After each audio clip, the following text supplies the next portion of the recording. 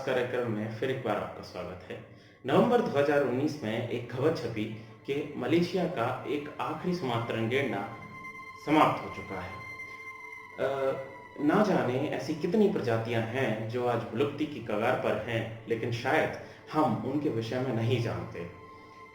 खैर, हमने तो सुना है कि कई प्रजातियां आज विलुप्ति की कगार पर हैं, लेकिन सुना है सिर्फ, इसका प्रमाण कहाँ है। इस प्रमाण की खोज में जो हमने रिसर्च की तो हमें पता चला कि 1970 से लेके आज तक एक रिपोर्ट प्रकाशित की जाती है WWF और जूलॉजिकल सोसाइटी ऑफ लंदन के संयुक्त प्रयासों के माध्यम से। यह रिपोर्ट हर 2 साल में एक बार जारी की जाती है। इस रिपोर्ट का नाम है living planet index report. Living planet index report में 2018 की ये लास्ट रिपोर्ट है।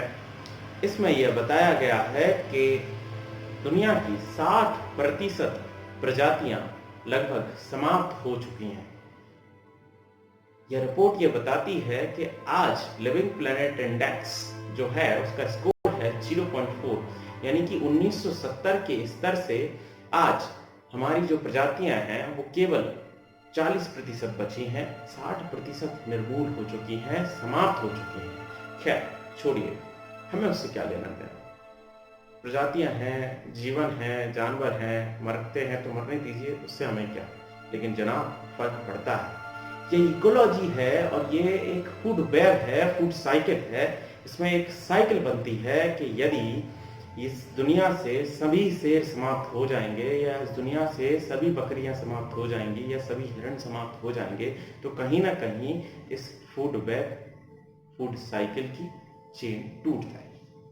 और यदि ये चेन टूटी तो अल्बर्ट आइंस्टीन ने एक बार कहा था कि सभी मधुमक्खियां यदि इस दुनिया से समाप्त हो गईं तो उसके बाद मानव अस्तित्व नहीं रहेगा। यानी यदि आप सोचते हैं कि प्रकृति को बचाए बिना आप जीवित रह जाएंगे तो यह शायद असंभव है। तो आज के परिदृश्य में अल्बर्ट आइंस्टीन साहब का वो जो कथन है वो अति प्रासंगिक है और हमें इस ओर ध्यान देने की आवश्यकता है। लिविंग प्लैनेट इंडेक्स रिपोर्ट में इस दुनिया की समाप्ति के 5 कारण बताए गए हैं। प्रजातियों की समाप्ति के 5 कारण बताए गए हैं। पहला है इनके आवासों का निर्मूल होना, इनके आवासों का विनाश होना। दूसरा है आक्रामक प्रजातियों का आक्रमण होना। तीसरा है क्लाइमेट चेंज। चौथा है मानव हस्तक्षेप और 5वां है pollution.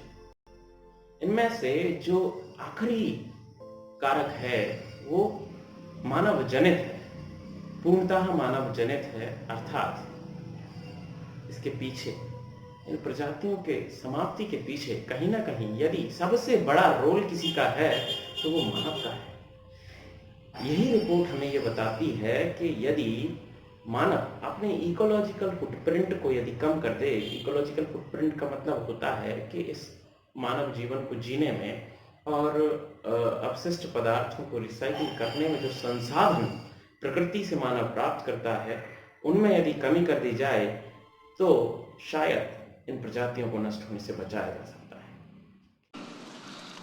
You have stolen my dreams and my childhood with your empty words, and yet I'm one of the lucky ones.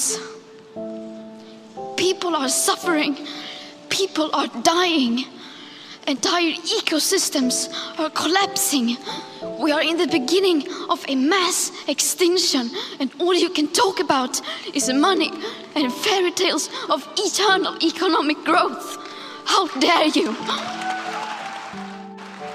Greta Thunberg एक ऐसे देश से हैं जो पर्यावरण संरक्षण में भारत से कहीं आगे है, जबकि भारत दुनिया का तीसरा सबसे बड़ा कार्बन उत्सर्जक देश है। ग्रेटा थुनबर्ग जैसे लोगों को भारत में एक प्रेरणा स्रोत माना जाना चाहिए, लेकिन भारतीय युवाओं की पर्यावरण के प्रति असंवेदनशीलता आज भारत जैसे देशों के लिए बड़ी चिंता का विषय है। आज ग्रेटा थुनबर्ग जैसे लोगों की इस देश को अत्यधिक जरूरत है। लेकिन आप सोच रहे होंगे कि मैं ये ज्ञान आपको क्यों दे रहा हूँ। तो चलिए इस बात का भी डिस्कशन कर लेते हैं। मैं ये ज्ञान आपको इसीलिए दे रहा हूँ कि भारत जैसे 135 करोड़ के देश में जब तक युवाओं का समर्थन हमें प्राप्त नहीं होगा तब तक किसी भी समस्या का समाधान नहीं निकाला जा सकता। तो यूथ पार्टिसिपेशन के बगैर यदि एनवायरनमेंट कंजर्वेशन की भी बात आए तो हम नहीं कर सकते। लेकिन अफसोस की बात है कि आज के परिदृश्य में हमारा यूथ टिकटॉक, व्हाट्सएप, फेसबुक, विश्वविद्यालय जैसे बड़े बड़े कॉलेजेस की डिग्रियां प्राप्त करने में लगा है। तो मेरी सिर्फ इतनी सी अपील है कि आप सब जानते हैं, आप बड़े बुद्धिजीवी हैं, आपके पास टेक्नोलॉजी है, इंटरनेट है, सब कुछ है, आज सोशल मीडिया पे ज्ञान भरा पड़ा है। मैं आपको ये बताऊं कि एनवायरनमेंट को कंजर्व कैसे करना है तो वो थोड़ा ऑकवर्ड होगा। तो मैं आपको ये नहीं बताऊंगा कि एनवायरनमेंट को कैसे कंजर्व किया जाए।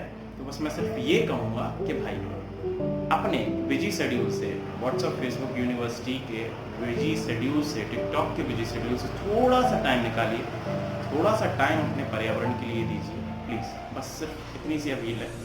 इसी के साथ फिलहाल इतना ही, फिर कभी मिलेंगे अगले वीडियो में। तब तक के लिए इजाज़त, जय हिंद।